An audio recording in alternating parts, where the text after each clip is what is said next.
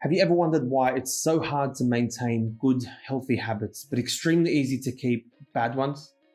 If the answer is yes, keep watching as I explain what this is all about.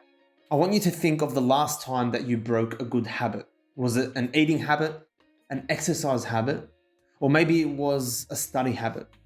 You probably started off really well, but over a few weeks, you missed a few days here and there, and eventually the gap got bigger and bigger until you no longer kept going on with what you were doing.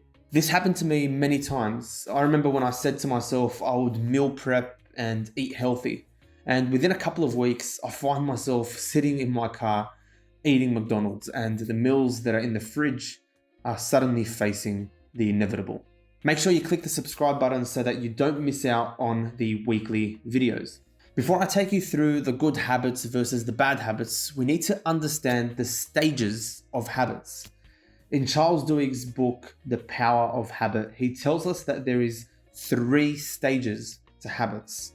First, you have the cue, then the routine, which is followed by the reward. So for example, everyone knows the feeling of driving past McDonald's when you're hungry. Those big familiar golden arches that seem to appear every 100 meters send a signal to your brain. This is the cue. Then the routine takes place, where you turn your car into the drive-thru and you look at the menu, which for some reason is more vivid than ever. The food looks so good that you can almost taste it. And once you receive your order, of course you devour it, and the reward comes through with the feeling of satisfaction from the salty and fatty goodness. And the habit loop is born. The next time you're hungry and drive past, you resist the temptation, but then you do it again and again and again. Before you know it, you have installed a new habit of eating McDonald's. The worst part is that it doesn't have to be that same branch. It could be in a completely different location. The logo is enough to set you off and trigger the habit. Now, why doesn't the same thing happen with good habits? I asked myself this question, and after reading a few habit books, it turns out we are missing one piece of the puzzle: the reward. You see, the problem is that when it comes to eating that slice of pizza or munching on the Nutella donuts or drinking that glass bottle of Coke, they all have something in common. The reward is instant. You feel good, and this reinforces the habit.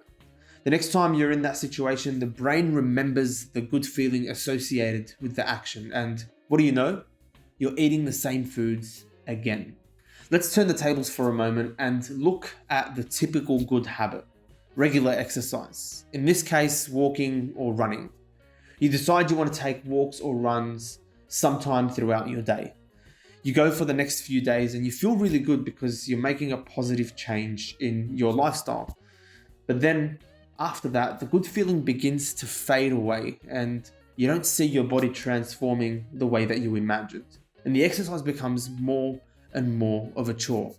And that's the problem. The habit loop was kept open. There was no immediate reward, and the brain hates delayed rewards. If you don't give it something straight away, the action soon becomes, quite frankly, really shit. Is there a way to incorporate a reward? Of course, and it all depends on the things that you like. For me, I love coffee, and my mornings feel great when there's a coffee involved. So I simply attached this to my morning run, and it's created a consistent running habit for almost 2 years. My cue is when I wake up in the morning, I put my running shoes on. They're just regular running shoes. I head out and I run towards my local cafe. I sit down and I enjoy a beautifully roasted, fresh coffee. It feels great when you can experience the sense of accomplishment every morning. It sets up the day really, really well. For you, it might be as simple as having a snack after eating your healthy meal and ticking it off your habit checklist. The aim is to make sure that all of your good habits have some form of reward at the end so that you can close the loop, even if it's only a simple checkbox. That's all I have for you this week. I hope you've enjoyed the video. Please make sure you share this to your friends and your family, and let me know which new habits you're going to try out next and how you're going to make sure that they stick. Take care for now, and I'll see you next week.